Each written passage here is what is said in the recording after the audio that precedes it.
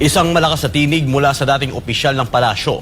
Walang ibang presidente sa kasaysayan ng bansa ang lubos na minahal ng taong bayan, lalo na ng pulis at militar, kundi si dating Pangulong Rodrigo Duterte. Ang dahilan, ang kanyang tunay na malasakit at walang kapantay na paninindigan para sa kapakanan ng mamamayan. Narito ang report ni Paul Montibon. Sa mata ng dating Presidential Legal Counsel na si Attorney Salvador Panelo, isang katotohanang hindi matututulan. Si dating Pangulong Rodrigo Duterte ang nag-iisang lider na labis na minahal at nirerespeto ng pulisya at sandatahang lakas. At nang lapastanganin siya, bakas sa pagluha ng mga opisyal at ordinaryong mamamayan ang sakit ng paglapastangan sa tao na itinuturing na ama ng bansa. Hindi katakataka yun.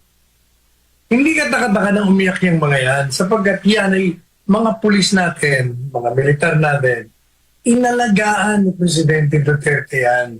Dinoble ang kanilang mga sahod, lahat ng mga benepisyo nila binigay. Kasi ang pananaw ni Presidente Duterte, mukhang nakalimutan natin to. Ito ang tagapagtanggol ng bansa, tagapagtanggol ng mga kababayan natin. Tapos ang lilit ng mga sahod, walang mga, di ba, ang mga reklamo ng mga military noon, ng mga pulis, wala silang kulang ang uniforme, sapatos, baril.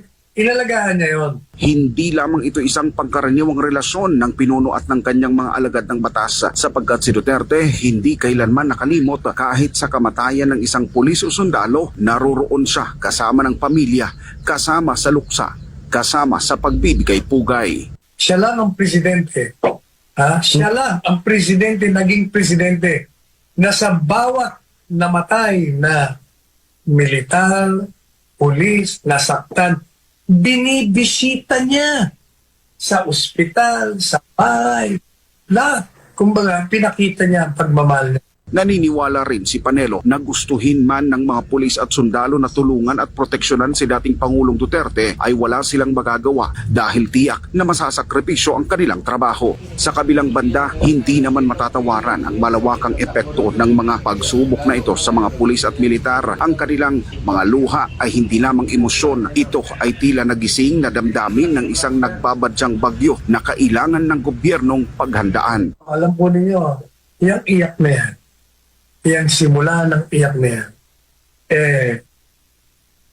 ang aking mensahe sa gobyerno, yan ay simula ng pagkapukaw ng kanilang damdamin upang sila ay manindigan sa ginagawa ninyong paglapastangan diyan kay Presidente Duterte.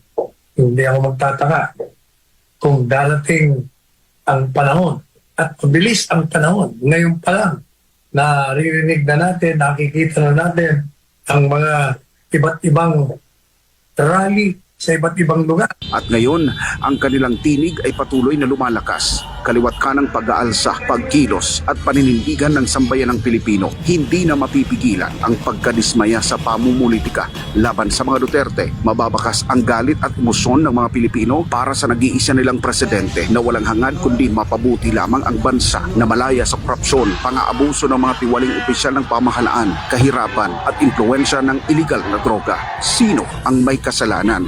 At kanino kakampi ang bayan? Mga tanong na kailangang sagutin sapagkat ito na ang bagong sigaw ng sambayan ng Pilipino, ang paghanap ng tunay na lider na may tapang at malasakit. Para sa Diyos at sa Pilipinas kumahal, nag-uulat Paul Montibon, SMNI News.